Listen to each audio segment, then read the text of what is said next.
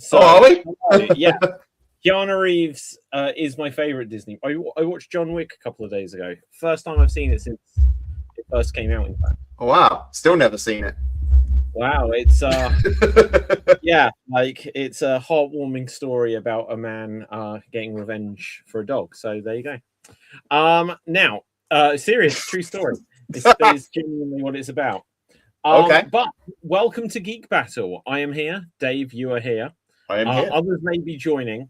I think I've probably got like a couple of things open, which if I can somehow shut down with my very slow mouse pointer, we may be in sturdier business. I will channel forces to make your mouse move faster.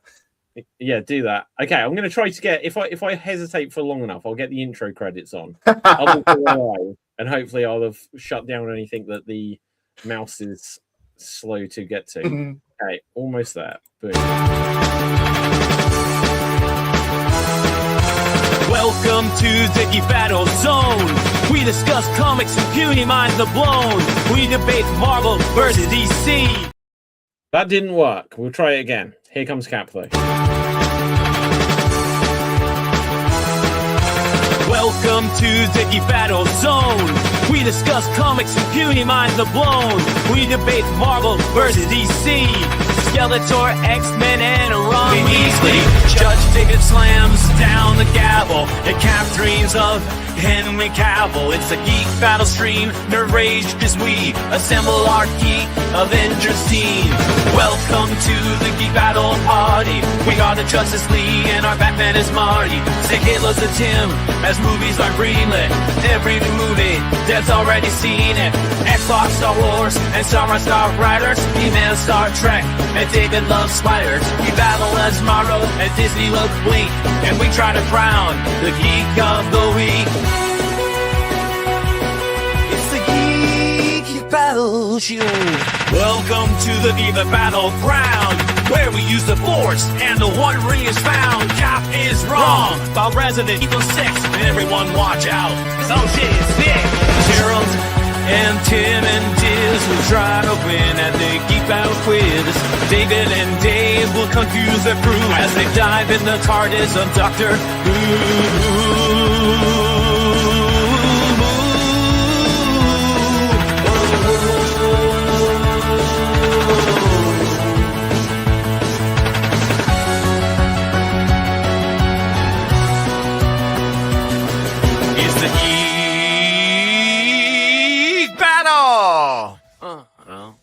Watch out now, we're full of hot takes. Doc Courtney is garbage, but Red Dwarf is great.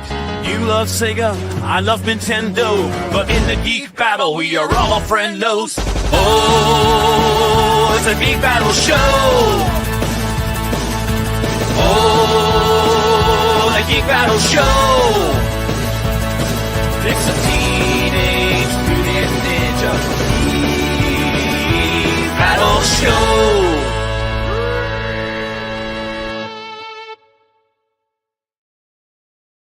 Hello and welcome to Geek Battle. I'm David Pstansky, and joining us on the show tonight, I don't know if I dare press any intros. Dave, say hello to the people. You're currently muted. You are muted, Dave. Why am I muted? Who muted me? You did it. You shush yourself. It's your mouse shenanigans you've been doing. You probably pressed the mute. You muted me. I don't think I did, but I can't rule that out. So I'm not going to rule it out. But yes, I'll try that again. Hello, everybody. I am Dave MC here in the Tavern of Eternal Chaos and Confusion. And I am here with a geek fact about Doctor Who. Well, not so much a geek fact, but just something I've just looked at. I just found a list on Rotten Tomatoes ranking the best to the worst Doctor. So it's pretty unfair to put in there, but they put Richard Herndl, who played the first Doctor in the Five Doctors, as the worst. Well, I'd say, I give the guy some credit. He did a lot better than David Bradley did. David Bradley did great as the first Doctor, playing as William Hartnell and playing the first Doctor. But Richard Herndl had sort of the charm that William Hartnell had to it as well. So I think it's a bit unfair to put him at the bottom. So who is second? Is it then therefore David Bradley? No. David Bradley's just before, so they got Richard Herndl, and then David Bradley's at the bottom of the list. So the very bottom is Richard Herndl. Yeah, bottom is Richard Herndl, and then it's David Bradley. Yeah, then it's David Bradley. And then, so out of anyone who played it for more than one episode, like surely by that logic, Paul McGann is next. No, Paul McGann. Paul McGann is 7th. Who's number 1? Number 1 is Patrick Troughton. Hang on, let me guess. Right. So I think that it's going to have Tom Baker, but then David Tennant. You're muted again. Why am I being muted so often? I don't get this. My hands are clear. Okay, so Tom Baker. Yes. What the heck is happening to Dave? I don't know what is going on with my at the top. Okay, so number 2. Yeah. Okay, so top 3. So top 3. So the third is Matt Smith. Yeah. Second is Tom Baker, and Patrick Troughton is the first. He's the number 1. Really, the second Doctor? I'm so shocked with Patrick Troughton. Don't get me wrong, I like Patrick Troughton stuff, but above Tom Baker, really? Yeah, I can't believe they'd do that. And David Tennant is not even top 3. David Tennant's not in the top 3. Wow, is he number 4? They ranked Matt Smith above David Tennant. Yeah, they did. See, personally, I would, but I thought I was the anomaly for doing so. No, okay. Where is David? I've lost him. I'm right. We're both here. We're both here. Okay, so 60th David Tennant is at number 9, which is I don't know fucking why.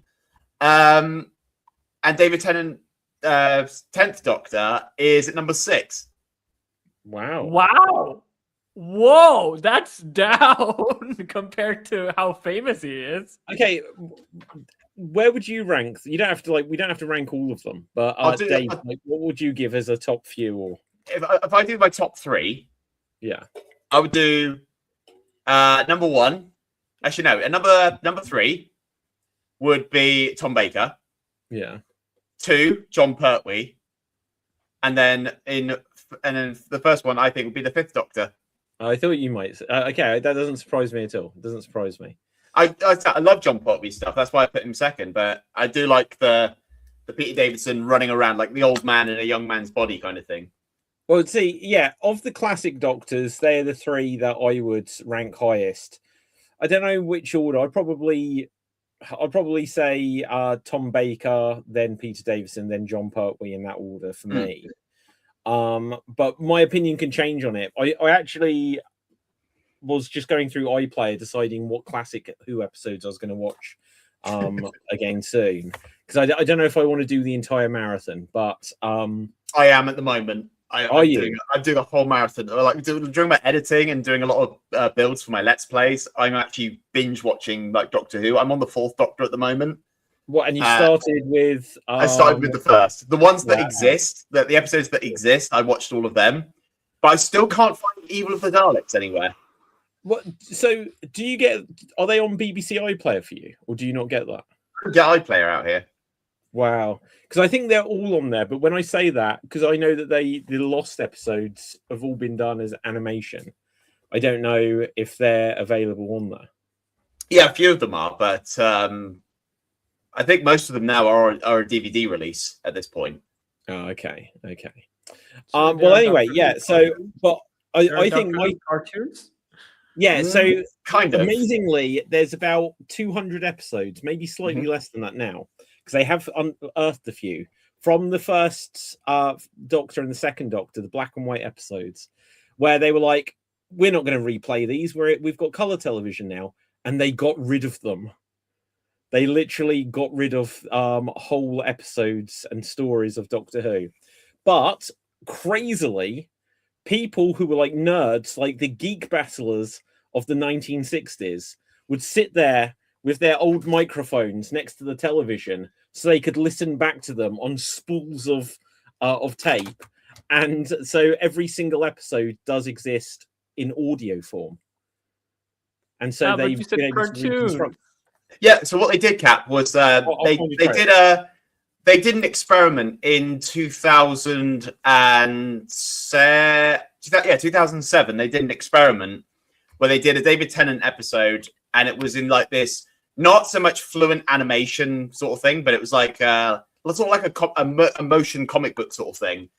And then a couple of years after that, they released some. I can't remember specifically which episode it was. I think it might have been the 10th Planet. I'm not sure. Where they placed that animation over the old audio, so you could kind of watch the episode as it was cut. So they did all the blocking with bits that they could do. But yeah, so it's kind of an animated episode at this point. Like because Evil of the Daleks, there's only one episode that still exists, and the other 5 were last year or 2 years ago now. They reanimated everything over it. I'm surprised that Disney got a hands on Doctor Who and they just couldn't let's make the classic ones into animation. Fuck Disney. Cross their mind.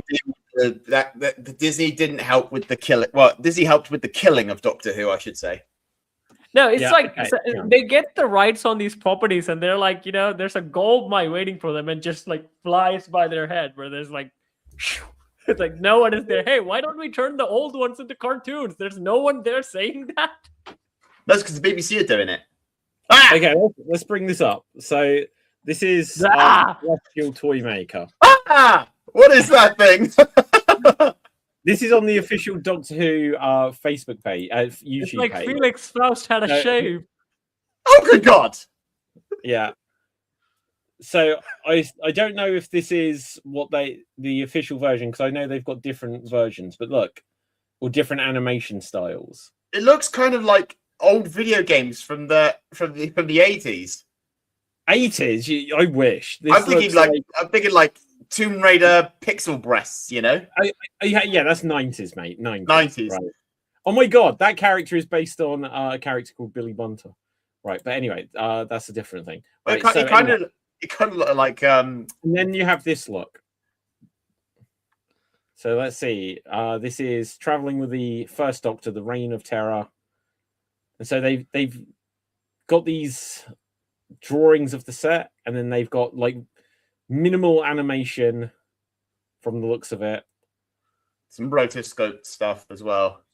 Yeah, I'm surprised you guys didn't ask my ranking of Doctor Who. Oh well, because you've only seen one. We're still on Dave's intro. We'll get there, right? These things never go. So that is my intro. Hooray! No, we're not done on it yet. So, Cap, what's your rankings? Then I will give my definitive rankings. Rowan Atkinson, Stephen Fry, Hugh Grant. Stephen Fry never played the Doctor. Stephen Fry never played. No, Stephen Fry was not in that. That was Jim Broadbent. Even Hugh Laurie never did a cameo. Or Hugh Laurie never did Doctor Who. No, sad. Okay, so Hugh Grant did. Richard E. Grant has played 2 versions of the Doctor, completely separate from one another.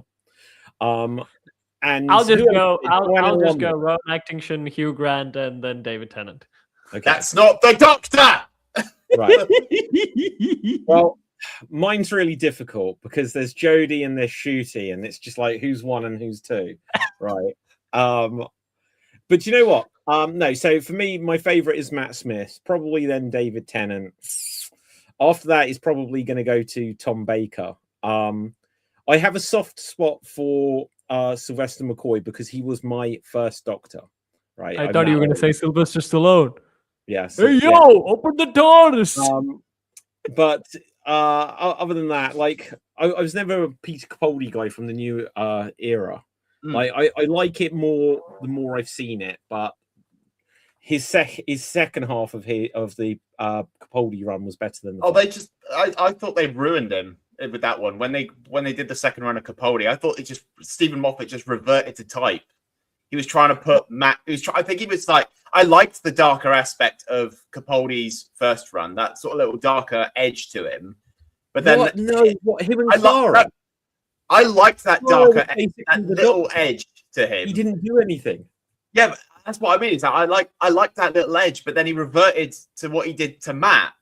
it was sort of a cartoony character at that point. I thought, you've just taken Oh wow, something like that and then reverted into a cartoon character. Like the minute he came out on a tank playing an electric guitar, I was like, what have you done? Why have you done this? Do you know what? See, what I put that down to, the Sonic shades, because one time he didn't have the Sonic screwdriver and he just had Sonic sunglasses instead. That was, when did they just dye his hair? When he was in that show before Doctor Who, he'd like still got dark hair. And then he joined Doctor Who and he's like, I'm gonna be John Pertwee. It's like, yeah, but you look really old. And Clara's still here, where you're having to have conversations like, I'm not your boyfriend. It's like, we know, Granddad. We know that abundantly, right?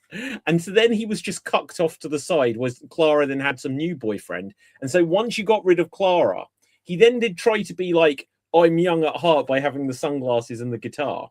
But otherwise, I thought his storytelling was better, genuinely. But that's an interesting perspective. I just saw Tom Baker and he looks like Willy Wonka.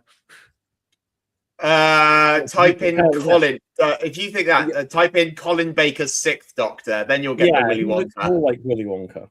I'd say, like, I think the only reason I would think Cap would make that comparison is if you saw him either in the red coat or in the brown coat. I think he probably just saw Colin Baker. It's the red coat with the scarf and the hat. Okay. That's the red. That's the Nathan Turner costume. I love that one. He either it looks like he escaped from Hogwarts or Willy Wonka's. Which one are you looking at? Well, do you know what? I think quite possibly he predated both of those things. So maybe not Willy Wonka, but it's touch and go. Like Charlie and the Chocolate Factory was probably written in the 60s. So by the time Tom Baker was the Doctor, it was 10 years later. But Gene Wilder maybe had literally just played him. Gene Wilder should have played the Doctor as well. Gene Wilder as the Doctor. That would be. Isn't Gene Wilder's American, right? Yeah, if there was ever an American that could play the Doctor, it was Gene Wilder. I can't think of a better American. There's plenty. I feel like there's who can play Doctor. No Cap. Your list. If I know you as well as I think I do, your list of American actors that could play the Doctor is Brendan Fraser. Yeah, Brendan Fraser. Keanu Reeves. Whoa. Imagine Nicolas Cage as the Doctor, though. That one I'd be interested in. Nicolas Cage is the Doctor. Oh my god, that would be so awesome. Yeah. Wouldn't the Keanu Reeves one be so hard though? Because he mumbles quite a lot. He whispers quite a few of his words. Yeah. Would it be hard like, right, there's something coming through on the Daleks are on the other end. They're like, turn up the volume. We can't hear you. Oh. Okay, I think he did. I mean, like Bill and Ted is basically like a parody of Doctor Who, right? With the phone well, they have a phone box. You know, yeah. How dare you? That's it. Yeah, I mean, they go back in time, all that stuff. Okay, so but in that essence, would that make George Carlin a Doctor as well? Because he's the one who gives him the phone book. George Carlin is a Time Lord. Yeah. Right. So we have these other TARDISes that we gave to the Doctor and the Master and the Rani and all these other people, but you guys get the reject. You guys get this one. Yeah. It's like the hippie who stole one of those prototypes. Yeah, that's what I said. Doc Brown is a Time Lord, but he just decided to upgrade and have a DeLorean instead. Okay, well, anyway, Cap, say hello to the people.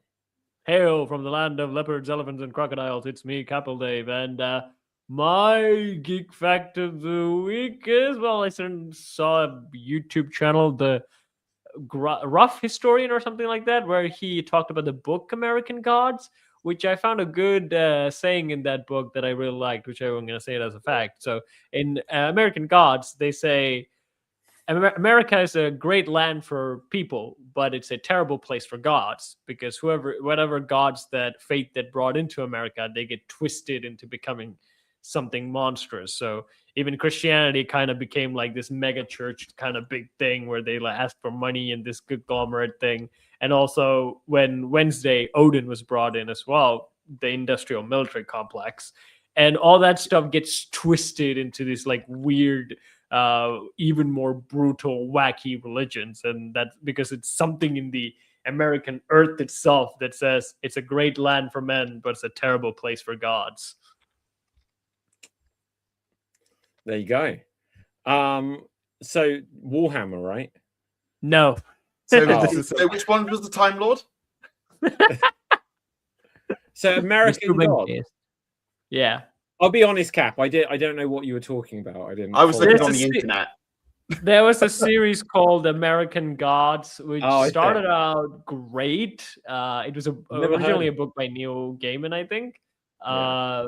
It started out great, but then I think after a second season just fell apart because there was like people changing and stuff. Isn't Neil Gaiman cancelled now? Yes. Do not look up why. Oh my god. Is he still cancelled? Yeah. Oh god. All right. Well, anyway. Well, that sounds good. And I'm David, and Resident Evil 9 is out on Friday. So Yay. Oh my god. I had a dream where I was playing that one, and that's the most unrealistic dream I ever had, because that will never work on this. Get a Switch too. That's a new.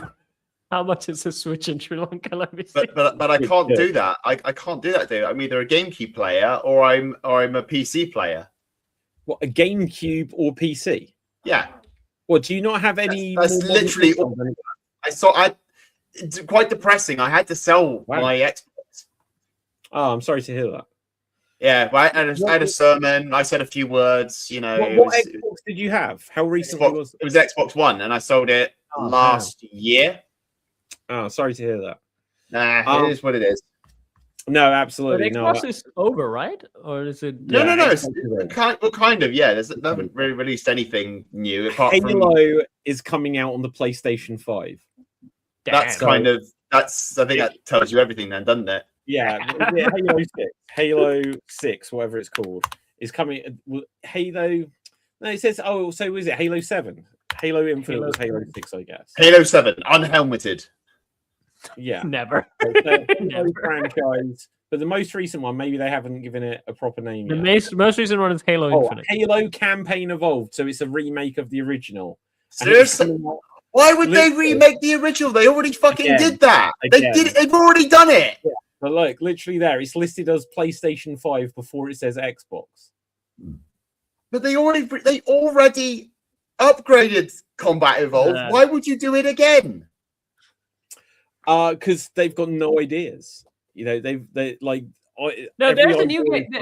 No, they do plan to continue the story because in Infinite they introduced the precursors, and there's a new AI, younger Cortana. I'll tell you what.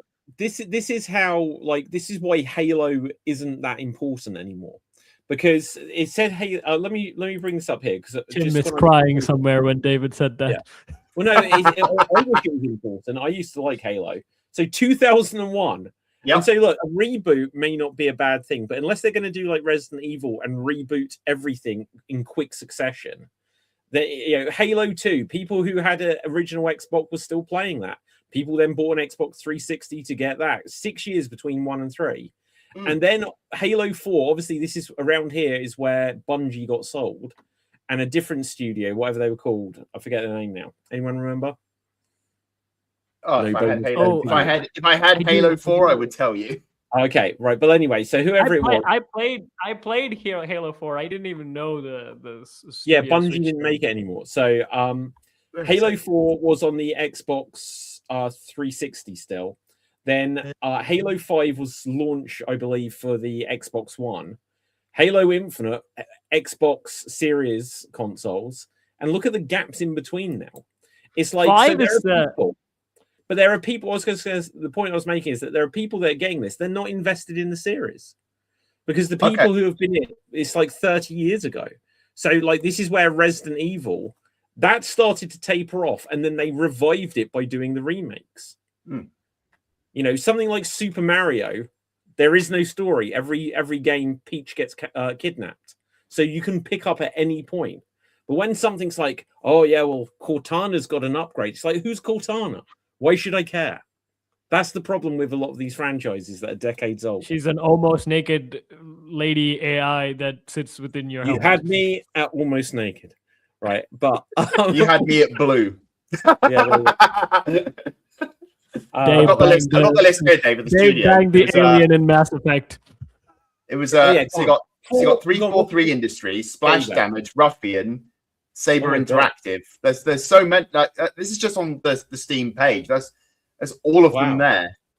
So 343 are the ones that took over. I didn't know if anyone else has taken over now. But that's crazy if so. I wouldn't know. There's just so many characters here. Yeah. So, so the new one is called Halo Studios. So there you go. Hey, how confusing a telephone call would that be? Hello, Halo Studios. Why did you say hello twice? Yeah. Hello. Halo, Halo. hello, Halo edition. Yeah. Technically, the story ends with 3. Like the big story actually ends with 3. 4 kind of starts. 4 kind of starts off with like they brought back like one of the ancient aliens that built Halo that was supposed to be extinct, and they also put up an underlying story of Cortana, the AI, getting degraded and becoming crazy. Which was very, very, very good storytelling. I would say it was a very emotional ending. 5, AI goes evil. But 5 was terrible in a sense that it was not available for PC players. One of the first games that wasn't, I think. And they did a co-campaign where it switches between Master Chief and a squad, and there's another Spartans who are hunting them down, which also made, again, when they switch these perspectives, it never works. That's what I always hated with like Detroit. And then the Infinite came out. Infinite was, everyone kind of loved it because it was kind of getting back to the old style of Halo, but they did make it like open worldy, which was never a Halo thing, where you can explore and attack camps and things like that, which was not a Halo thing ever. It's more always a concrete story build line, but you can still play the story and end it. But Infinite did have like good villains. Like after so while, they actually nailed in on villains who like more intimidating. They hunt you down, and Master Chief is all alone. And again, he's got a new Katana who's not almost naked, sadly. Yeah. Now, I'll be honest. I don't like open world games, and every time they make a franchise that wasn't open world, I'm just like, for God's sake, this is just going to be trekking about for the sake of it. It's true, Dave. You don't like open world games? Not especially. Now, I like open world games, but I don't like it when they make a game that is not open world into open world, where especially it's not. I definitely agree on that one. Like, so I play a lot of. I'm playing Skyrim at the moment on the channel and such, and I always find myself, like, even during like the Christmas period, I played Fallout 4, and there's a trap that I think everyone falls into this trap. When Fallout 4, your kid gets taken away, and by the time you get out of the vault, that kid's never gonna get found. No one's gonna come and do the main quest. That kid's lost forever. Like for those people that have uploaded those sort of clips on the YouTube or live streams Fallout 4, and they find the kid, it's like, you are more dedicated than me, sir, because I couldn't be fucked. I just went for a walk and just never looked back. This is where, like a week ago or whatever on the show, we were looking at like how long some of these games take to beat, and it's like, beat it in 29 hours, complete everything in 208. It's like, I just want the story. Decide what the story is. I don't want a side quest where you're going off 10,000 miles on foot. Right? I really liked the Legend of Zelda Breath of the Wild, and that technically is open world. I really enjoyed that. I'm invested in the Zelda stuff. Also, Assassin's Creed was also very good when it comes to that. Yeah, kind of, but not really. That's where I start. Like, just look, I'm old enough so that when suddenly there was Grand Theft Auto 3 and Assassin's Creed, I was just like, where am I meant to go? I was like, I've got things to do. I'm meant to be at college, right? Just like, see, this is the thing. I empathize with David a lot, where you don't have a lot of time to like you fucking just get through the story. But when I was a kid, I was so Assassin's Creed was such a I can go out in the wilderness, I can hunt, I can sail a ship, I can do all my fantasies are real. So that was like a feeling that I could never get back. Same with The Witcher. I'm a swordsman in a fantasy world. I can craft my own. I can do all these side quests and then sleep with but different also, races. Like, you think so? Like back in the day, like I played Sonic the Hedgehog. You start here, you go here, you do a loop, and then you end over there, and the level is over. Mario Kart, you start here, you go around in a loop, you cross the finish line. Everything makes sense. Grand Theft Auto 3, and it's suddenly just like, hey, what do you want to do with your bitches tonight? I'm like, I just want to, I want to go to the next room. Which room? Just point me in the direction. Someone. Like, and here's the thing, and here's something actually that I've spoken about before. Like when there was like the whole COVID thing, and I got COVID, I then got long COVID, and the way I learned I had long COVID was by replaying the PS1 game, which wasn't open world. The PS1 game, Dino Crisis, which was from the makers of Resident Evil. Oh. Now that was PS1 graphics, but it was a 3D camera. And so if you imagine the more recent Resident Evils where it's 3D camera, but it's PS1 graphics. So you go through corridors and you go through rooms that are all grey. And even though I'd completed it in 1999, I was like, I have no idea where I'm going. Every room looks the same. I was completely lost. And so open world games where it's just like, you can go anywhere. You need to go to that diner and meet that guy. I'm like, I don't remember a diner. And so it's just like, just tell me where I need to go. David, you are frustrating as the AIs where I try to play D&D with. And wishlist. Wishlisting Dino Crisis. Dino Crisis. Yes. Oh my god, they have literally just come on Steam about a week ago. I know. I'm looking at it. It's gorgeous. Dave. They were on sale when they first came out. They're on sale still now. Yeah, they'll be off sale soon rather than later. But I'm doing it now. I'm doing it now. I'm doing it now. Okay, right. You haven't played the PS1 Resident Evils though, have you? No. You are in for a culture shock. So Dino Crisis came out just before Resident Evil Code Veronica. And Resident Evil Code Veronica was the first one where they've got like a 3D camera, but it still worked like the fixed camera angles. So instead of it just being fixed and fixed, it would fix and stop, stuff like this. Dino Crisis does that.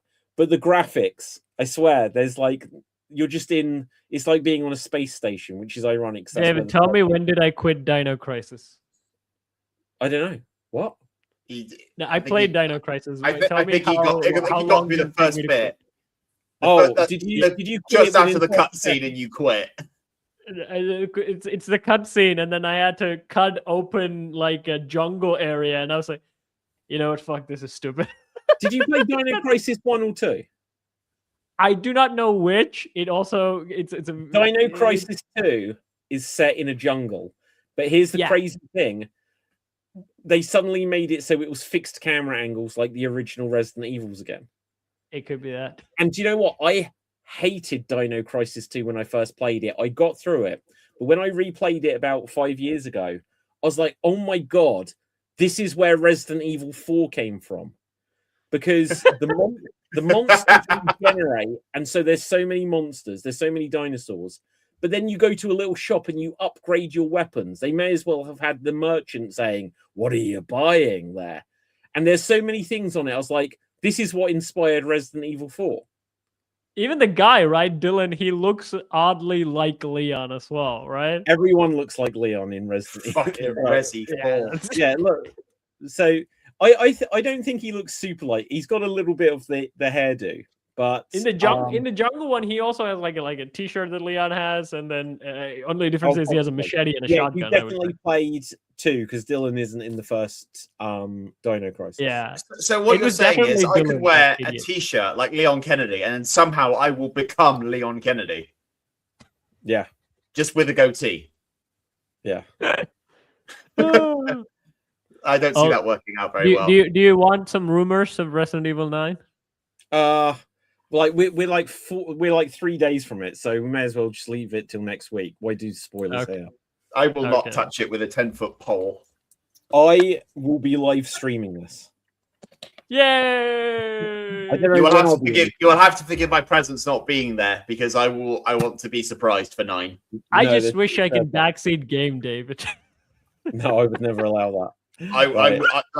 You've done it for me, Cap, and I want to throw a knife and it hit you in the face every time you do that. Here's what's interesting. I haven't done a live stream of a game in just over a year, and the last time I live stream a game before that was probably about 3 years. I intend to do it more in the future, but I will be playing this game to be playing it. I expect it to be a fairly boring stream because I'm just going to be like this. I'm not going to be the whole time talking like I know you're supposed to. Like, so guys, what's going on in the chat here? I'll just be like, get away, like this, and then I'll just be like this, really intense, and that will be it. You know, that's what happened for Poppy Playtime. I was focused more on the game than anything else. You know, this is one of the reasons why I can never like stream games, because like I will be a very boring streamer, because like I will not interact with anything if I start playing. I'll be like that's kind of why I choose games in that regard to be. So the things that I can turn away and look to the chat for, like because I think I've nearly finished Red Dead Redemption 2, and that's quite an expansive story anyway. So I'm just like, I can turn to the chat, I can enjoy the story, I can say some stupid shit and it get clipped, you know. Okay, speaking of that, Dev! Hello. How are you doing? Good, thank you. How you guys? Well, I'll be honest, we're doing okay. What's occurring? Tell us things, Dev. Not much. Tomorrow's my birthday. Oh, happy birthday, Dev. Happy birthday thanks. to you. Everyone in the chat say happy birthday to Dev. And yeah, it's a lot of things are coming out, like cinema and stuff, this week. Scream 7, right? What else? Yeah, Scream 7. Really? Resident Evil's coming out this week. Oh yeah, I thought you meant cinema, but yeah, sure. Oh And, yeah. Okay, so whether or not I see Scream 7 depends on whether my delivery of Resident Evil 9 gets here before it. Yeah. The theater, the game, the theater, the game. Scream 7 is just going to be another Scream movie, to be honest. A movie there's been 7 of, or a game that in the universe that there's been 9 of. Yeah. Oh, there's been like 30. See, this is the weird thing with franchises, is that there's now 7 Scream movies, a TV show, and at least 2 parodies that I can think of. With Resident Evil, there's like 9 or 10 movies, some of which are animated, that they're about to do a second reboot. There was the awful Netflix TV show, and then there's about 35 different games. It's crazy. Yeah. But according to IGN, I'm not going to read it at all. They have given Resident Evil 9 a 9 out of 10. Okay, then Leon's dead, probably dead. Yeah, Leon's probably dead. They have given. You get that from that? No, because IGN is terrible when it comes to like giving reviews to certain games. Yay, Leon's dead! Hooray! If they give it a 9, Leon's fucking dead. Well, that's been my theory, but who knows? That would be such a big. Please let him die. Please let him die. They've been trying to kill him for years. I successfully killed him at least I think 20-something times. So I think IGN is also the same people who really wanted Kratos to die as well in God of War, and it was like, nah. The gamers are like, nah, don't kill Kratos. I have a lot of God of War games. I've never played one of them. How does it work? Because there's like there's the original series, and then when they made him a Viking, but they're completely unrelated, right? No, they're same universe. They are continuations. Is it like the Vikings in the sequel? No, it's the same. It's the same world. Yeah, but how can he be two different? How can he be a Viking in one and whatever? He's not. He's not a Viking. It's the Greek gods in the first few games. Yeah, and then in the new ones, he fights the Norse gods. Yeah, but how come he looks different? No, he's just the grown passage a beard. of time. He's just grown a beard. That's pretty much it. And lost some. Yeah. He lost. Stopped using some steroids. Time. Wow. Time. But yeah, Are you? Well, Dev, I take you're not going to see Scream 7. You're not into horror. No. No. But the interesting thing is, I realized that. So another thing that got announced like last week, I don't know if we talked about it. Toy Story 5. Yes, we did. Oh my god! Yeah, tell us. Have you seen the trailer? There's one thing that I don't think you talked about. One of the casting choices. Casting choices. The creator. Are you talking about the new ones for Mr. and Mrs. Potato Head? No. The creator of Undertale is in the movie. What? If only I knew what Undertale was. It's a really like famous like. I've heard the name. I couldn't tell you a thing about it. 8-bit game basically. And he's somehow been announced for the. That's not fair? Like, why does the creator of Undertale suddenly get a voiceover role? I went to drama school and I don't have that. This is bullshit. All the actors are unemployed. Yeah, this is why the actors are unemployed. They're hiring video game nerds. You need to wait some more tables in LA for that to happen. I can do some stuff on the cast. There's an opening at the tavern if you want it. Yeah. No, there's basically Beck from Victorious living my life as being Leon Kennedy. Also, what was I going to say? There was also the I don't know if we actually covered that. Speaking of Scream as well, in the new Five Nights at Freddy's, the new movie, there's gonna be like a Scream like reunion of sorts. Oh. Because Matthew Lillard's already in it, and now they're gonna have the other guy from Scream. The other original killer? Yeah. Oh wow. They're both gonna be in Five Nights at Freddy's. Huh. So Scream came out before Scooby-Doo, right? Scream came out before Scooby-Doo, right? Yeah. Yes. James Gunn was like, that guy's Shaggy. He saw Scream and he was like, that guy's Shaggy. Although I'm convinced that Scooby-Doo is basically James Gunn taking the cast of She's All That and putting it into Scooby-Doo. Because everybody in She's All That, apart from Rachel Lee Cook, is in Scooby-Doo. Wow. That's also reminds me. There's a new actress announced for Daphne for something that is coming for Netflix, and good casting. She's like Sarah Michelle Gellar, but I know. Wait, well, who's she again? She's the girl from Young Shot, something McKean or something. Florence Pugh or something. I don't know. McKenna Grace. Yeah, her. She's in everything. She's literally in everything. She's in Ghostbusters. She's in Young Sheldon. That's what I know her from. Wait, I didn't know. She was in Young Sheldon? Yeah, she was the upgraded version of Sheldon. She was the female Sheldon. No, Amy's the female Sheldon. McKenna Grace was the upgraded Sheldon, the one that can actually have fun. Need to ask my mom saw Young Sheldon. Oh my god, she was awful. Have you seen the second Ghostbusters film? She utterly murdered that movie. I picked the fifth on that one. She is so downbeat. Like, I can't believe, actually, because I just looked her up. Now, obviously, they nerded her up. Because if that's her, like, that's the girl from Ghostbusters. And if that's the same person, then, that's a huge difference. Hang on. Go on. That's not her.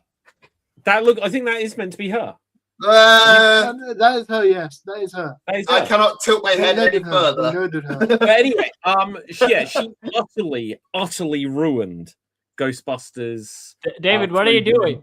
David, what are you doing? I'm so happy that she cosplayed Daphne and she looked the part. Now you're telling me she's a terrible actress. What are you doing to me? No, she was fine in the first Ghostbusters film she was in. The second one.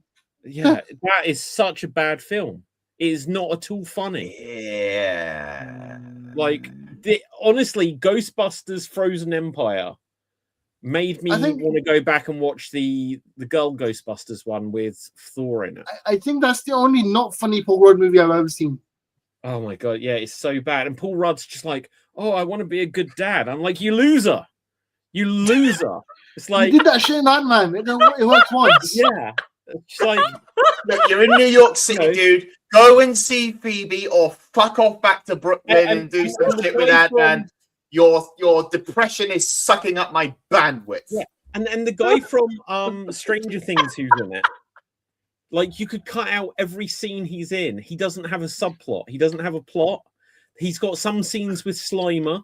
It doesn't get referenced in his other scenes. It seems like a reshoot. And then just occasionally, Winston, Ray, and Venkman show up. And it's just that, like, Peter Venkman just casually walks into the fire station at one point. So, oh, okay. I guess Peter Venkman is in it. And it's just like they don't have anything meaningful to do. The best part... Oh, so go on. Whoever. I want a clip of David yelling "loser, loser, Paul Rudd," but I want to clip that and put it like every legacy character that had a remake that was terrible, like Superman movie. David goes, "You loser, you loser, you loser, yeah, Luke Skywalker, you loser." Whoa. Hang on. The remake one. No, not the remake one. The Last Jedi one. Okay. You Jedi. saved yourself on there. Right. The Last Jedi, right? Mark Hamill, you loser! Why did you agree to this? You had all the power in the world. Speaking of Mark Hamill, what are the odds that two Jedi played the Joker? What? Two Jedi played the Joker. Who's the other one? Cal Kestis from the game. Oh, the video game. Cameron.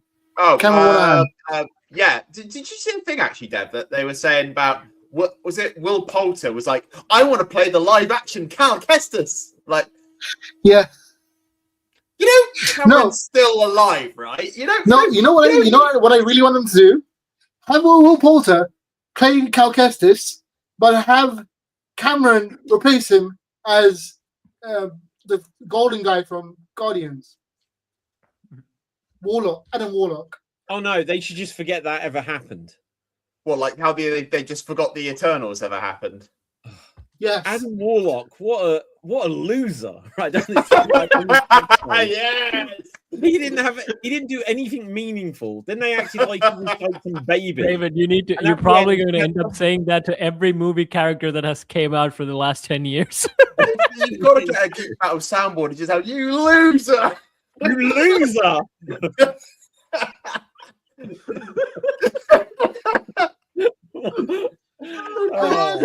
Real venom in there. Real venom, David. Real venom.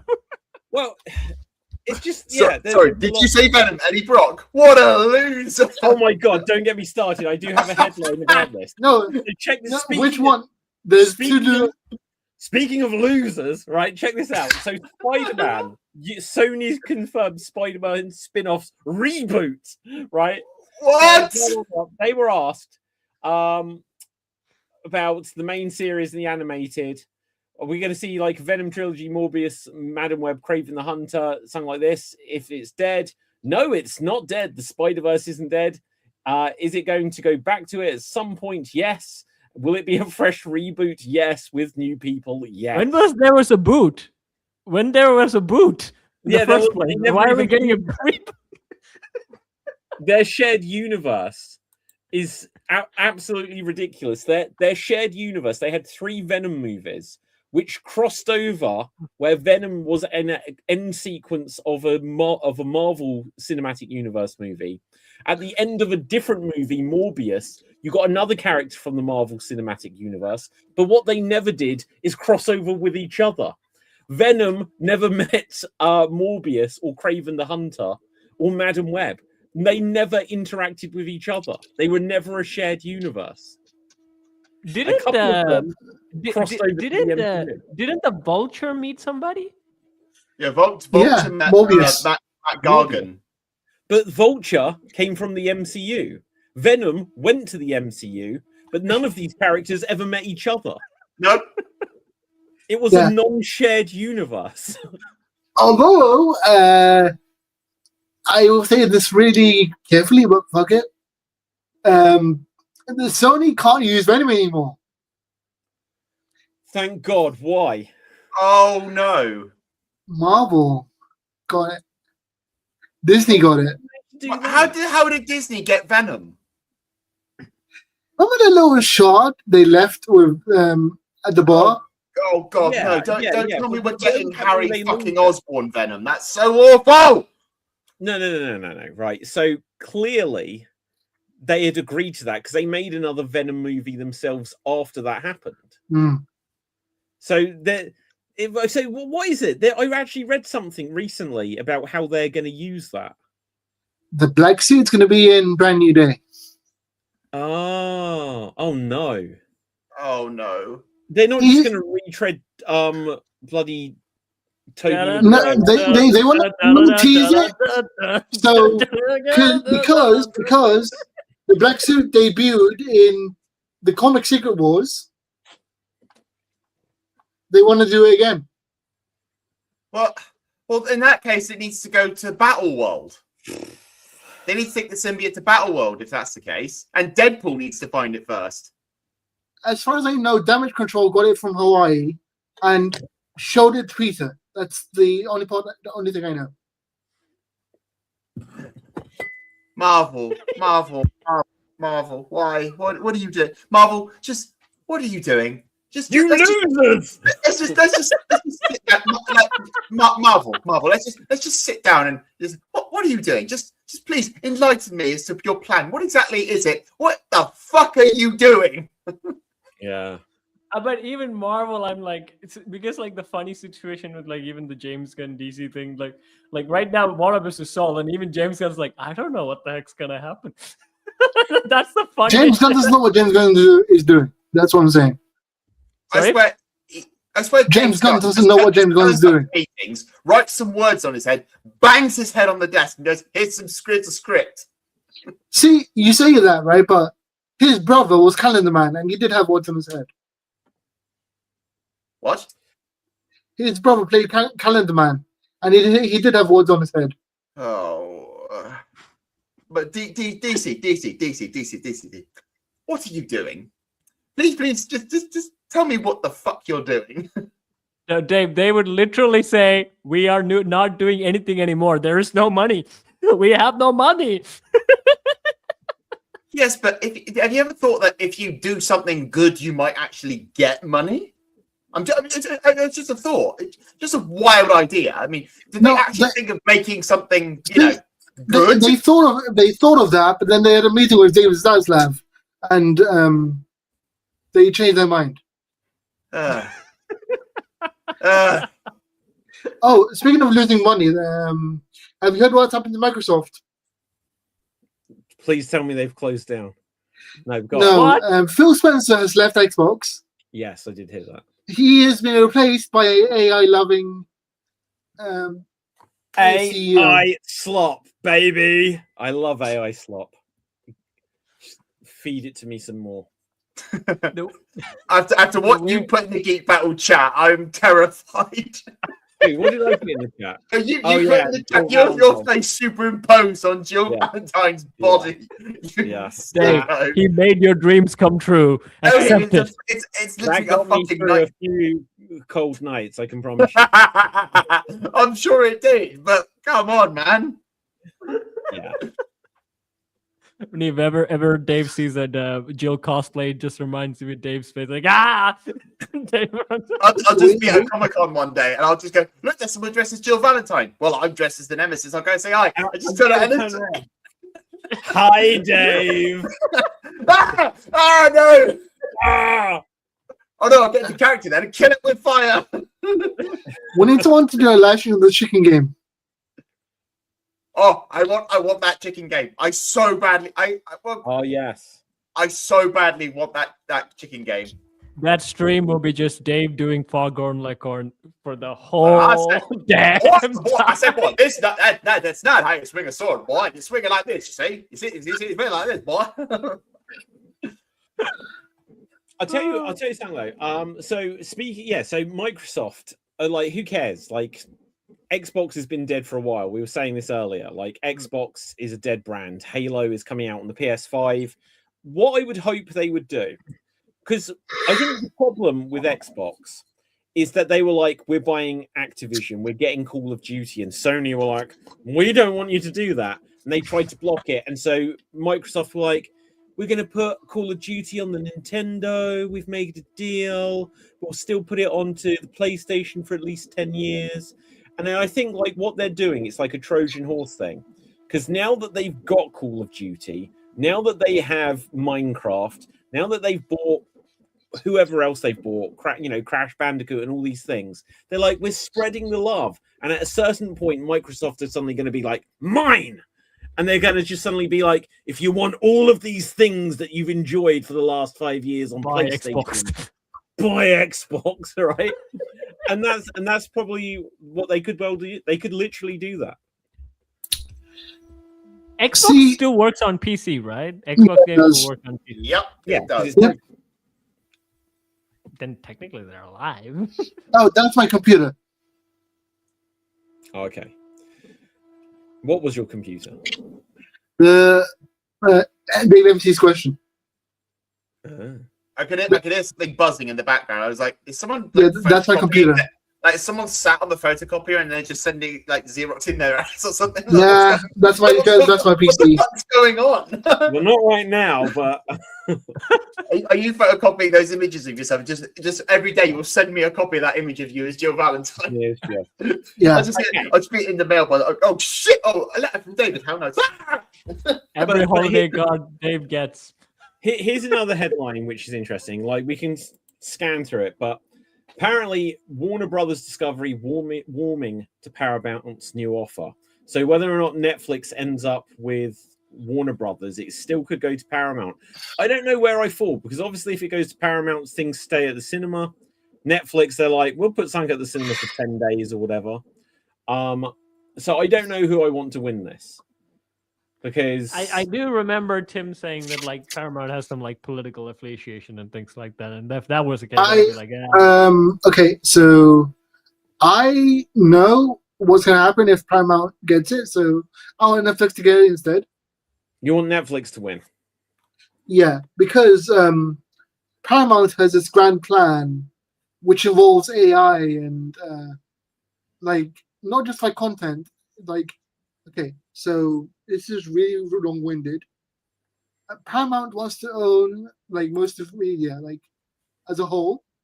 Yeah. The parent company is all like the owner of Paramount also owns Oracle, who owns all the data centers for AI.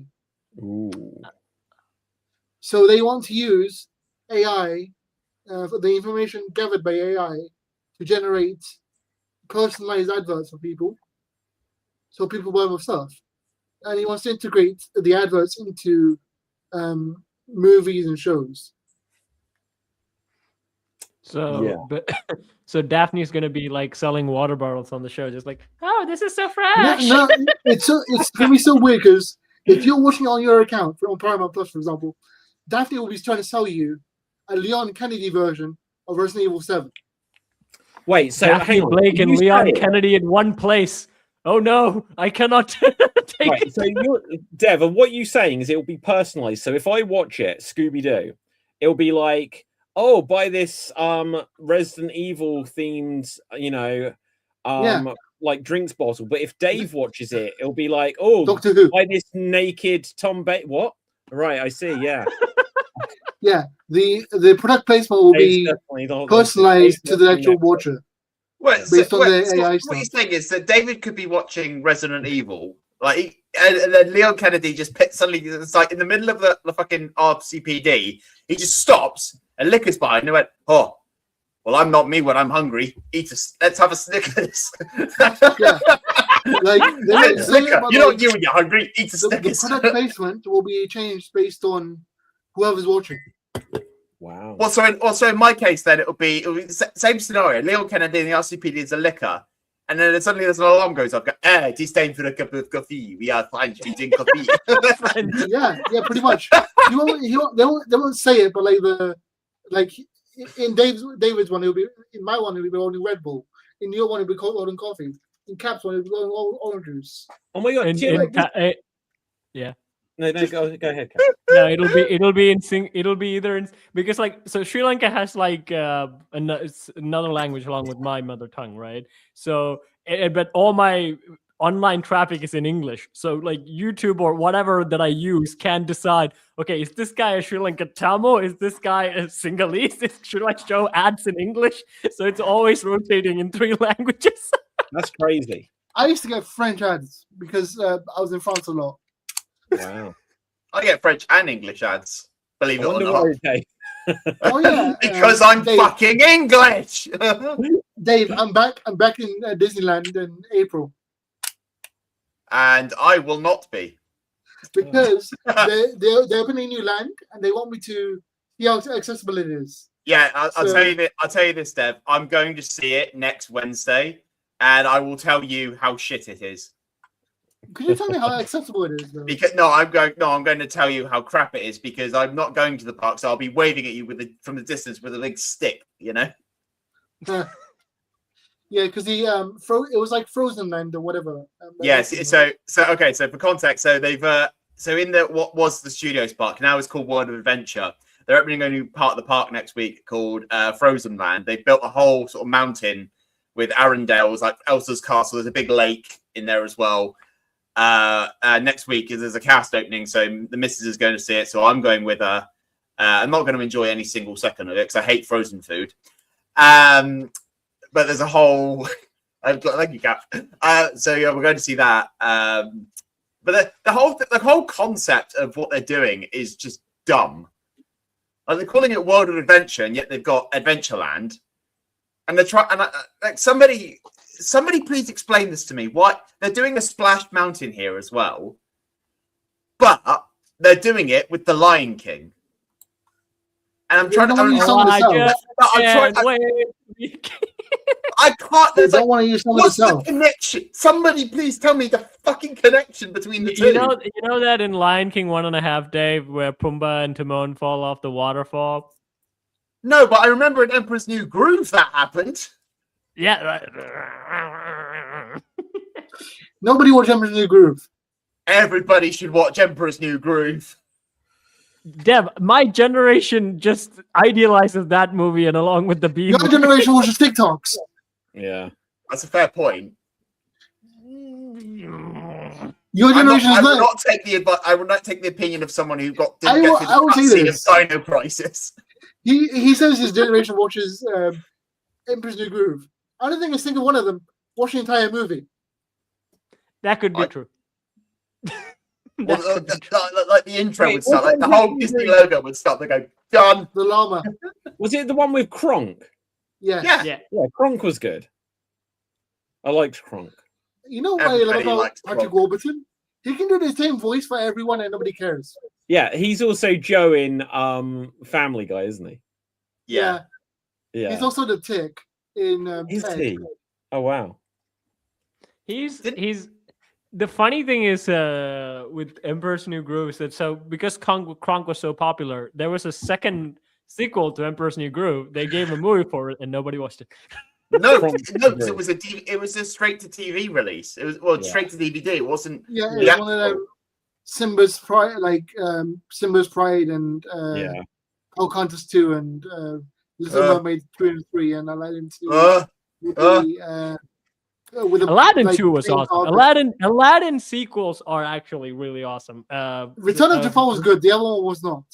No, the Prince of Thieves, I also give it a good one. Look at the carpet. Say that Prince again. of Thieves, isn't that Robin Hood? No, that's Men in Tights. The 40 Thieves. We are Aladdin, Men in Tights. Just Robin Williams singing the Arabian version. Speaking of Robin Hood, Men in Tights, isn't the main actor plays the human character's dad in the Knuckles spin-off for the Sonic movie? Yeah. Carrie Elwes is He's Carrie Elwes. Yeah. Like Carrie Elwes was the Knuckles. Yes. Wow. What was he doing in that? He was the human character's dad. So yeah, he was Robin Hood Men in Tights. Yeah. He was also in the first Saw movie as Dr. Whatever. Did you know that? Yeah. Did you actually know it? His British accent slipped in a little bit when he was talking. What in Saw? In Saw, it's so brief. It's like a blink and you miss it moment.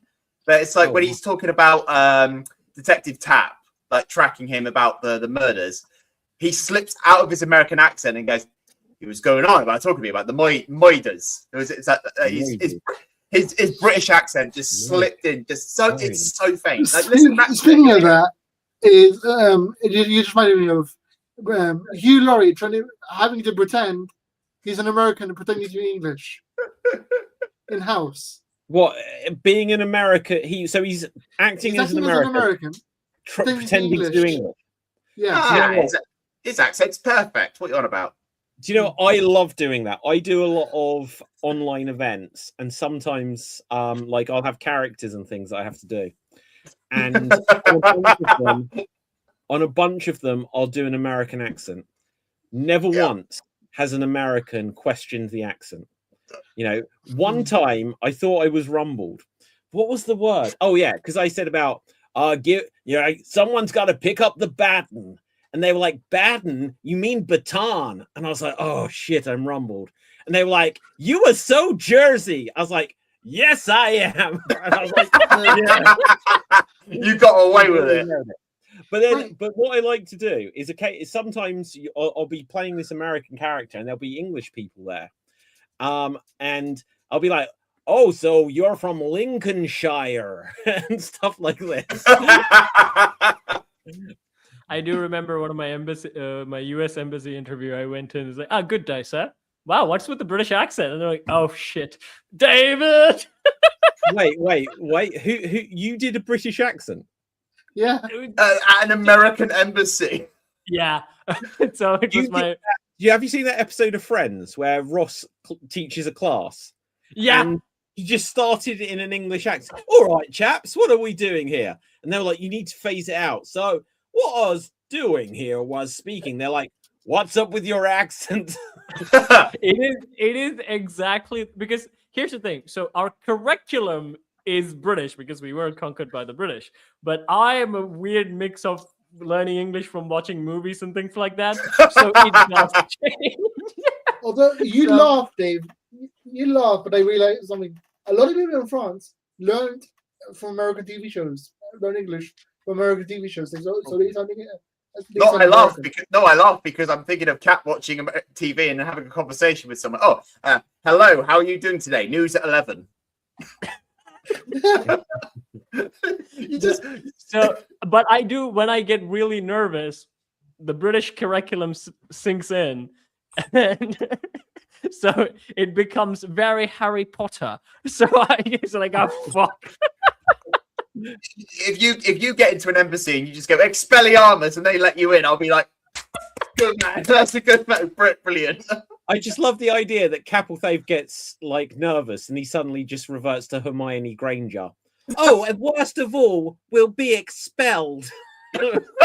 Now, I'm going to the country before either of you come up with another current idea to get us killed, or worse. Yeah. Hang on, or worse, emigrated. You mean Brilliant. Deported. Whichever one, deported. God, Deb. I just realized Scrubs is back tomorrow. Ooh. Is it? Well, are you excited about this? I didn't mind Scrubs. I didn't love it. Out of everything else coming back like soon, Scrubs is the one I'm most excited for, followed by Malcolm in the Middle. Malcolm in the Middle. See, I watched Scrubs. I think 3 seasons probably, and then I gave it up again. It didn't really fully sink in. But I did finish Malcolm in the Middle, and Deb, let me tell you, I have zero faith in like they can do all the stuff that they got away with when they did Malcolm in the Middle nowadays. Yeah, pretty much, especially with the Francis side plots they used to have. I'm not hyped about them reviving like all these old sitcoms. Like they just don't work. I think like reviving old sitcoms, it just doesn't work anymore. It worked with Full House. They did Full House. That worked. That 70s show. Oh yeah, I never saw the revival of that. That was good. Yeah, but how would they revive that 70s show? Was it that 26 show? That 90s show. Yeah. They called it That 90s Show. So 20 years later. Do you know the every single time I know that like I can't say about like American ones to be honest because I can't think of Frasier when that came back a couple of years ago I quite liked what they did. That was the American one. Did you see the episode with like Rodney in there? Rodney, yeah. So this is what I was going to kind of get onto. When they finished in the UK, Only Fools and Horses, and then 5 years later they brought it back, it had so lost the step. It was unreal.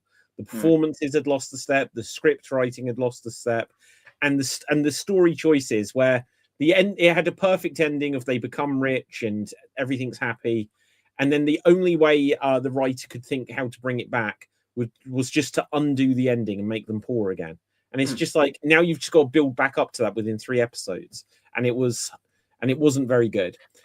And the same happened. Oh, hang on, I was just going to say the same happened with The Vicar of Dibley, which was a British sitcom. They brought that back for a few specials. One of them was decent, the others were terrible. And then the other one I was going to mention is Red Dwarf, the sci-fi show. When they brought that back after 10 years, and what they brought it back with was really, really bad. And then they brought it back for another 3 series.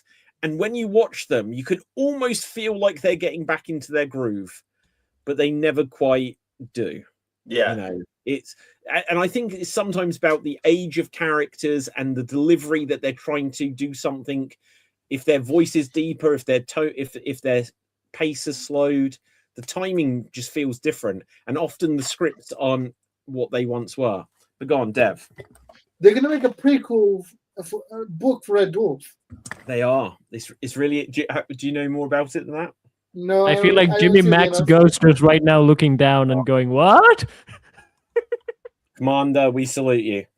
But so it's going to be called Red Dwarf Titan, and Red Dwarf is interesting that it had 2 creators, Rob Grant and Doug Naylor. And they, when you see the end of Red Dwarf, it will say Grant Naylor Production. So Rob Grant and Doug Naylor. For some reason that the world never really knows, they fell out. And apparently Doug Naylor doesn't even know why Rob Grant just didn't want to work on Red Dwarf anymore after series 6. And there have been 13 series of this. But now this new book is going to be written by Rob Grant and a new collaborator. So nothing to do. And I just don't know if it's going to keep any of the canon and continuity of anything that came after series 6, because there's so much that in series 7 of Red Dwarf they established that the main character Dave Lister is his own father, and this Red Dwarf Titan is going to be a prequel, and it could suddenly just start if he's got a bug to bear and stuff like this. If he's got a grudge, he could just start playing fast and loose with the continuity and completely split this in 2 different ways. I feel protective over what already exists, but I'm excited to the possibility of just something new Red Dwarf. So you know how I feel with Doctor Who? I'm very protective with the lore of that as well. Yeah. And look, and the thing with Red Dwarf is the way I've said to watch it is watch every single episode as if it's in a separate parallel universe, because the continuity from episode to episode is atrocious. Like, it makes no sense. It's like established very early on that one of the main characters, Rimmer, has only slept with one woman who didn't think that it was him. She'd got a concussion, and it lasted 11 minutes. And then in a really famous episode, he's like, "Oh, the first time I lost my, not the first time, but when I lost my virginity," and it was a completely different story, and stuff like this. And it's like, "Oh, no, I dated this." It's like there is no continuity in it from episode to episode. But sorry, go ahead. So what I can observe with like Malcolm in the Middle and things like that is that Malcolm in the Middle kind of existed within the Seinfeld philosophy where characters don't really grow. They will always fail to their fallacies, no matter how much you think they have gone.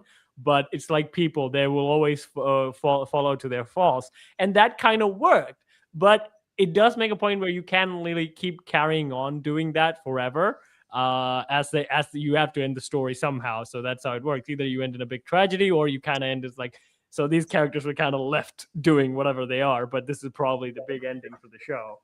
the sad thing is with that, I can't really see them following that same cynical television that they did back then now. But in saying that, there is a sitcom that has been going on, which I hear is just full of that raunchy stuff but even more raunchy stuff, which is Sunny in Philadelphia. I don't know how it gets away with stuff like that. Wow. I never seen it either, but what I hear is that good. It's hella raunchy. It's like you take the 90s and you just make it even raunchier. Okay, Dev. See, I watched Malcolm Gladwell very, very recently to catch up to it for preparation for the new show, and Cap is completely wrong. Ooh, every character grows except Malcolm. Except Malcolm, every other character grows. In fact, do it, Dave, do it. How dare you? Cap's mind. Oh right. Dear. But basically, each character. Okay, so we had Francis, who was a troublemaker. He's well known as a troublemaker. He was always the B plot, like the B or C plot, where he would do something crazy, like set a jet ski on fire or something, and he'd ring up the family. He's like, "I did something crazy," and then they sent him to military school, and then he got a family, and then he got sent to Canada, and he grew up and became a responsible adult. Reese calmed down, went from bully to protective older brother, and Dewey went from the forgotten little brother to musical genius. Malcolm's the only one that stayed the same. Okay, but here's the thing: the cycle always. So he goes to military school, and then he ends up marrying someone, and then he sells his house, and then ends up working at a cowboy ranch, and then he screws up there, and he ends up with this wife pregnant and having a kid. He's just always circling through. They never really the only thing I would say Francis a bit, because at the end of the series he does get the same job does Hal has, and he has a house and he's gonna do it. Reese is super fucked. His life is the only saving grace that he had, cooking, but he never went on to be a chef or anything like that. He's working at retail, and he's with the guy who's in love with his mom's apartment. That's his story ending. You loser! Loser! And then Dewey, who is a genius, but apparently because Malcolm didn't want him to be a genius because he thought it would be trouble, so he ended up being in the class for special needs kids, and for some stupid reason he decided to stay there for taking care of the other kids. And then Malcolm, go on, David. Go on. No, you can't say that after what you just said. Right, I was joking. And then Malcolm, at the end of the episode, he gets a job offer to work at this private firm for geniuses. But then mom says, no, you're going to college because you're going to become the president of the United States. So you would care about poor people. So he just threw away his complete life as to become a child billionaire. So none of them actually get a good life. Wow. What do you think, Stephen? Do you think that's an absolute waste of time? Yeah, me too. Yeah. Now, but entertaining. So here's a couple of something I've watched this week. I'm like a year late to the party or whatever, but I've been watching the show Severance. Have any of you guys seen it? Severance. Yeah, I know of it. Don't know it. Anyone? Oh God. You see, it's on Apple TV, and I got the deal Black Friday where it's like you can get it really cheap for a little while. Watch Tetris. I will watch Tetris, right? But anyway, so literally I got it and I basically watched nothing. I watched some Idris Elba show called Hijack, and it is one of the worst written shows I've ever seen. My friend's a background actor in that. This is the third Geek battle that David has ranted about the show. Okay, I won't go on about it. You loser! Right, no, okay, I will. A tiny bit. They're on a plane, right? And it's like they literally are overpowering the terrorists, and Idris Elba then defeats the good guy. He's like, "I'm going to help you hijack the plane," and then does everything to try to hinder them. Gets beaten up a lot himself. Doesn't do anything heroic, and eventually it just ends mercifully. Series 2 has started, and he's now on a train, and he noticed some guy that's a bit dodgy, and then he's like, I'm going to help you hijack this train. It's like, stop going on public transport. Exactly. What's next? Look, Idris Elba on Hijack. This time, he's in Paris on a bike tour. I'm going to hijack this bike tour with you. Yeah. And also, actually, the second series, right? They're on a train. I'm like, and the train gets stopped as they're trying to like prevent it from being hijacked. And I'm like, did they even say he's got a bomb? And I was like, if I was on this train, I would just smash the window and walk along the track to the next station. Yeah. This is not hijacking. No. Right? There is nothing that's stopping them doing this at all. Now, think about hijacking a train right now with satellite imaging with a big metal box. Satellite. Okay, so it's like a metro. It's like a underground train. So the subway. So in their US, satellite imaging won't help them too much. I'll be honest. In the US, you mean? No, well, no. It's actually in Germany, I believe. But it's so like in France, they call it the metro, right? Yeah. In New York, it's the subway. In London, it's the underground. It's an underground train. But it's just like it's then stopped for the majority of the second episode. I would just smash the window, walk along to the next station, and then just carry on with my journey on bus. Right? You couldn't do a show like that in the UK though, because of all the hilarious station names we have. Right, all of you, shut the fuck up. The next station is Cockfosters. I knew you'd say Cockfosters. The entire station just giggles. Shut the fuck up. No. This is how it's gonna go. We're gonna try and hijack the Central Line station, and then pass out from the heat. They pass out from the heat. It's like, oh, yeah, I know. Okay, then tell us about Severance, the good show, David, that you watched. It is really good. Is Idris Elba in it? No. Would you sign up for that? All I want to know is would you sign up for that, David, if you're doing an offer? Yeah, it's worth it. I'll tell you a tiny bit about the concept, but after that, it's like probably the best mystery-based show since Lost. So when you watched Lost, you were like, "That's not high bar, is it?" No. Lost, I'd say, is a high bar. That is the most famous mystery box show I think there's ever been, and I'd say this is up there. Is it? X-Files? No, that's not a mystery box show. That's like paranormal and stuff, but it's not just like what's going on sort of thing. The concept is that people can be severed, and what it is there's a procedure done on your brain, and so then when you go to work for like a company that's got high classified stuff, you go and work there, and they switch you on so that when you're there, you do not remember the rest of your life, and when you leave, they switch you back on, and you do not remember what happens when you work for the classified company. That's how I do these podcasts. That's what. That's how I do these podcasts. Right. Anyway, so you're completely separate, but what it means is that the severed version of you and the rest of your life, they're kind of like two separate personalities. So they know each other exist, but they don't know what they don't know what they do during that time. It's literally like they go down in an elevator and something switches it on.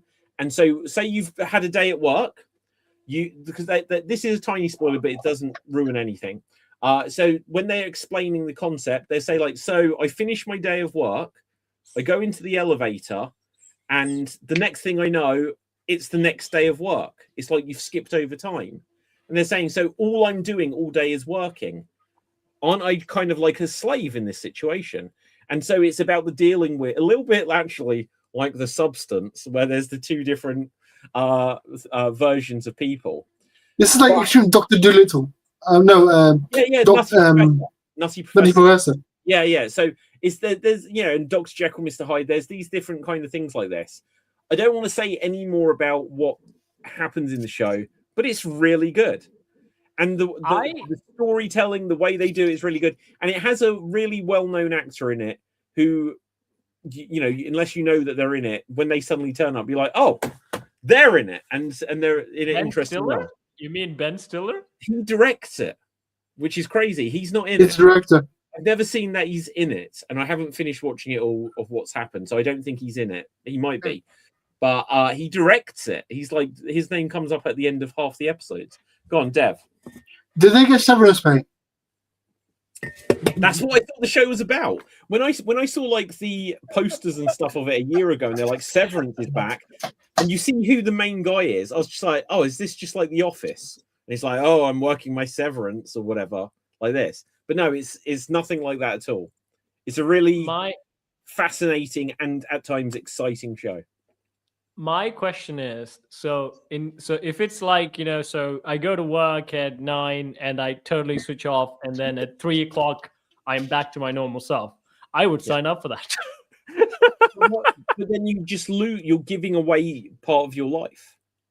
Yeah, but isn't that just working in general? Do you remember the Ben Affleck movie Paycheck, where it's like he'll do company espionage and then they'll erase his memory afterwards? And then in that film, he like normally does it for a couple of months to steal someone's technology, reverse engineer it. Then they erase his memory because now he can't be proved that he was a criminal. Then they're like, we want you to go in for something. We're going to give you $90 million, but it's going to take 2 or 3 years of your life. So what I'd ask you guys is right now, 2 or 3 years from this moment, I'll snap my fingers and you're 2 or 3 years older, but now you get $90 million. Is it worth giving up? Yes. Yes. Yeah, I'd do it. Yes. Wow. Yes. Because I wouldn't be able to 100 in there, and I'll change my name. I wouldn't be able to Because make that 90 3 years, in 3 years. 3 years I'll will take it. pass. Well, I will not have earned 90 years? Yeah, what counts it? Hold on. Do I get the 90 at the beginning or the end of the 2 years? No, you get it at the end because otherwise you'd have to spend it and don't remember it. You take the money at the beginning, and then you just got we should have I given know. the money after You the gambled it. You bet it all on red. And you're like, no. Sounds like something I would do. That's like the biggest scam ever. We pay you the first day, and then the next day we wipe you. Yeah, we paid you the rest, but you spent it all. Well, do you know what they should do? Like in that situation, they should have paid him, got him to do the thing, and then just wiped his memory from a month before he agreed to the job. It's like, oh, that's a bit weird. I wonder what happened. But I because like it depends on how boring your job is, right? I assume most of the cubicle workers will be like, I'm fine with they just like completely erasing that work day of me going in 9 a.m. to 3 p.m. and after 3 p.m. I can do whatever I want. Because but how would you feel knowing that between 9 a.m. and 3 p.m. there is another there is still you, it's still your body.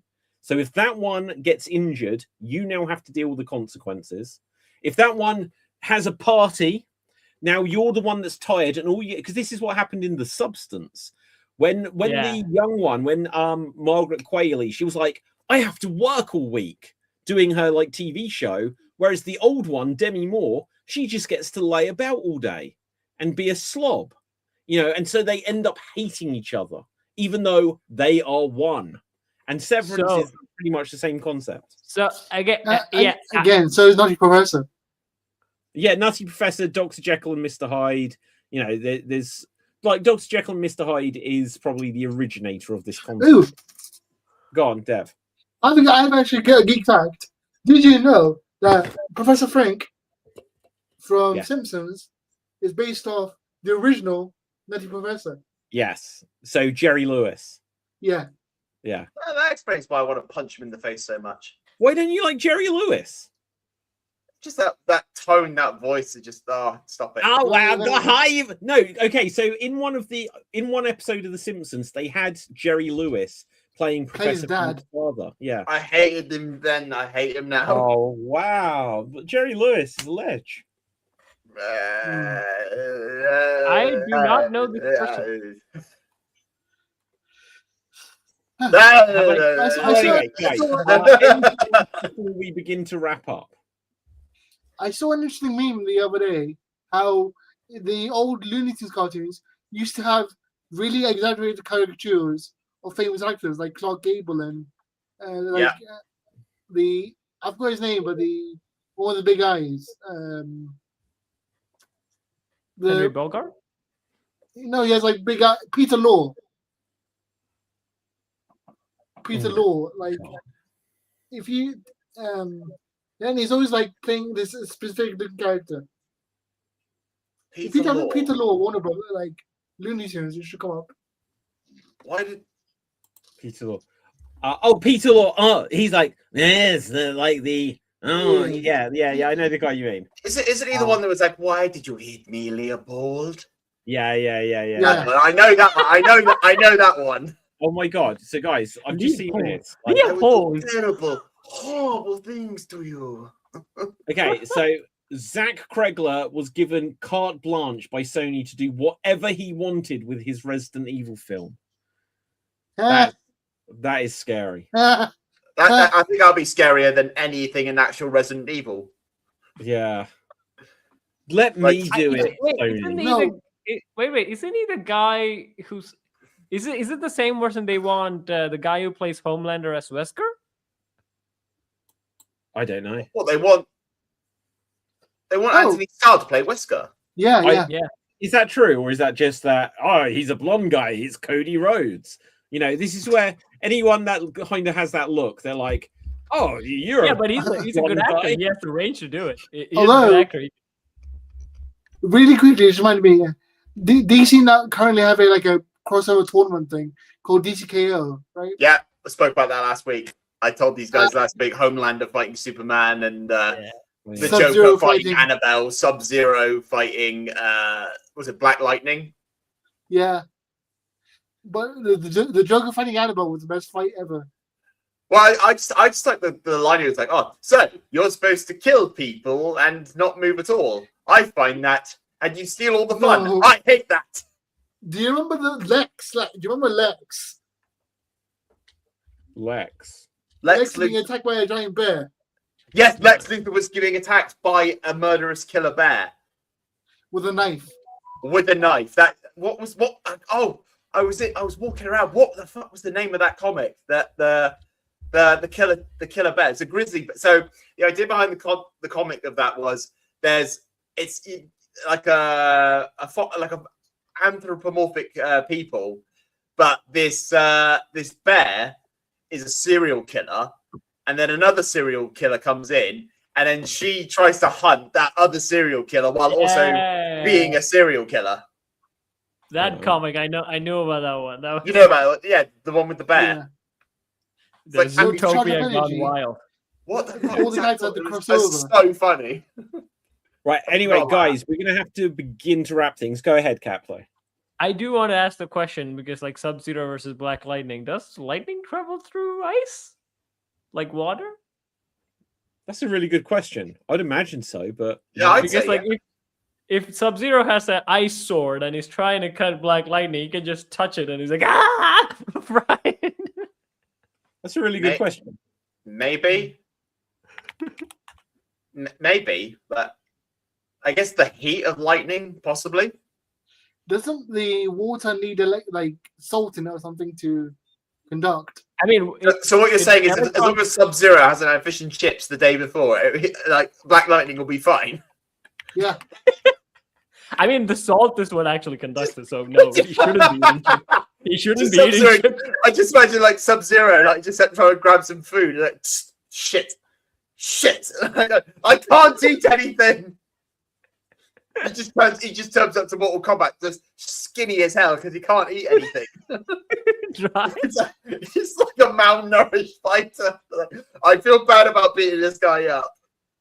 Now, come on, guys, I can fight. Ice is a very poor conductor because of the ions are mostly immobilized. So there we go, guys. Right, guys, on that note, let's wrap things up for today. This has been good. I can conclusively say we are not losers, but let's find out what day. Clip that, David. Dave, where can the people find you?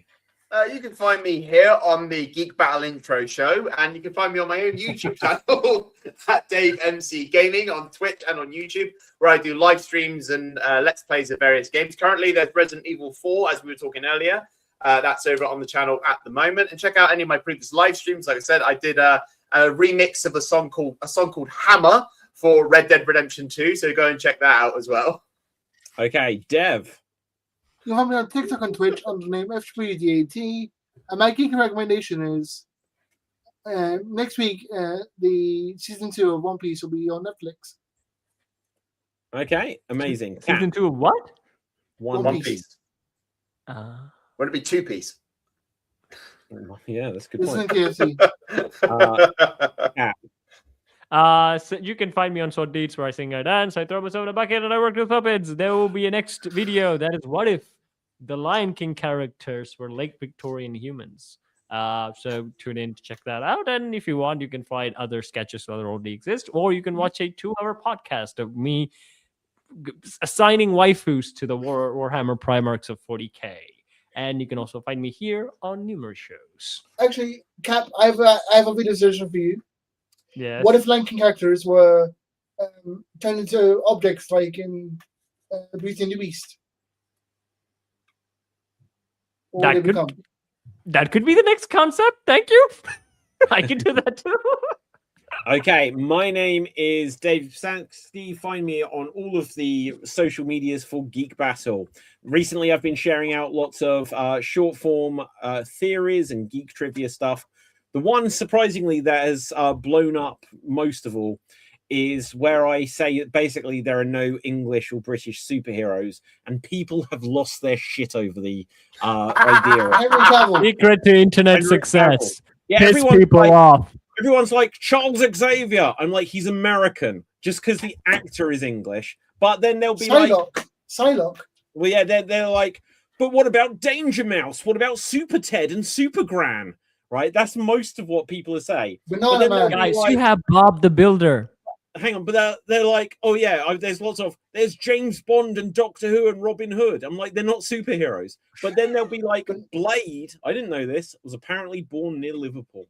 But I'm like, he's Wesley Snipes.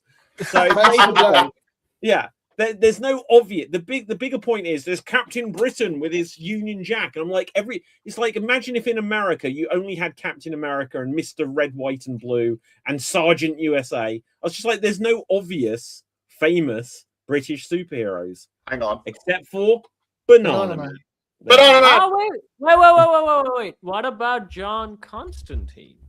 Do you know what? He's Lots of people American. have said that as well. No, apparently he's English. Loads of people have said that. But wasn't he played by Keanu Reeves? No, yeah, he was played by Keanu Reeves, but he's technically British. He's supposed to be British. But here's the other thing. He's just a guy in like a trench coat, right? He's not an obvious British superhero. You don't put him next to Superman and say, well, look at us standing shoulder to shoulder with that. No, we're just a bunch of losers. What about V for Vendetta, which was written by Alan Moore? And I was about to say, V is on my list right now. Okay, right. So here's the other thing about that. No one gives a shit. No one even remembers that. There is, what? Superman, Batman, Spider-Man, the Hulk. You could go on forever with the most famous superheroes of all time. And then the English ones, you've got like, well, in Marvel Comics episode 63, it's all whatever. Right? It's like there's no obvious British superheroes. The most prominent one we actually have is Banana Man. No one knows who Psylocke is. Everyone knows who Superman is. This is the point. Right. Anyway. Banana Man. It is Banana Man. And when Eric eats a banana. I can see all the minions. What's the French one then? What is the French superhero? The French superhero? It's Super Is that an actual thing? No. They have Ladybug and something, right? That was a cartoon that was born out of France. Ladybug and Cat. Why are you asking me? I'm not French. Yeah. Shave the mustache. Yes, you are. You're French, David. Fuck off! You're French Jason. Why do I put up with you assholes? You're French Jason. Yeah, well, look, you live in France, right? So yeah, but I could live on the moon. Does that make me a moon man? Yes. Look, you're so typically English. You're like, I'm going somewhere else, and I'm just going to have my own culture, and I'm not going to integrate. Hold on. How do you that's more like the French than the English. I'll play 18 holes of golf on the moon like a proper Brit. Yeah, exactly. Like you go abroad anywhere. And you'll be like, yeah, so you're stood in the middle of Turkey or you're stood in like South Africa or whatever. and you're just like, speak English, right? And they're like, don't you speak English? I want a corny pasty.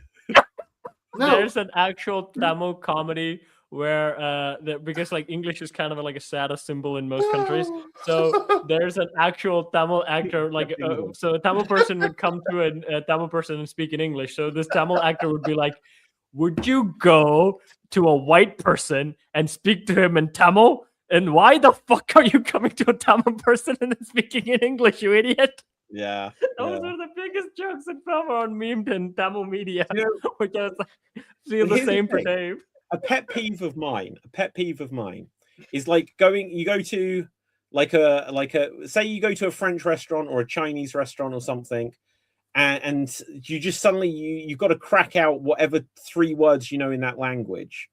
So you're like, bonjour, can we get a menu? Right? And then you say, Dankeschön, and they're like, well done, sir, well done. You're in Japan and you're like, arigato, and they're going to be like, guys, this guy here, he just spoke our language. I just had a stupidest thought ever. One day Dave's going to come on the podcast and be like, guys, I'm abroad. I will ask him where he is, and he'll say Camden. Yeah, exactly. Well, I'll tell you what, I know we've got to wrap the show up, but the fact is that what David described happened to me today.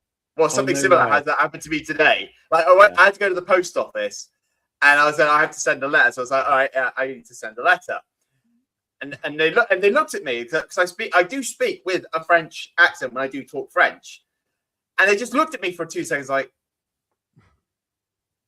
They looked at the letter, they're back to me. Looked at the letter, back to me. And like, you want to send the letter? Yes, I want to send the letter. And they actually, no hesitation, went, okay, so let me just check the book on the UK for you. Like, I'm speaking French to you. Help me out here. They know. They just smell. It's like they can smell it on me. Like they don't smell what the French smell like alcohol, coffee, and cigarettes. They just smell Brit on me, and it's like. It's like a couple of years ago, I was in Belgium, and I was like, I'm going to do this whole interaction speaking French. I can't remember even what I knew at the time, but I was like, bonjour, pommes frites, s'il vous plaît. And they were like, yes, mate, we can give you with cheese. I'm going to purposefully go to a French person and speak like how an American would do a French accent. Excusez-moi, can I have this biscuit, please? Croissant. Croissant. Exactly. But my introduction to French was Le Pepe from Didn't he get cancelled along with Speedy Gonzales? Yeah. Yes. Crazy. But anyway, now on that note, let's wrap things up. We've already done all of our outros. Yeah. So until next time, stay safe. Always stay extreme. Live long. Au revoir. Au revoir, you losers. We're off the air.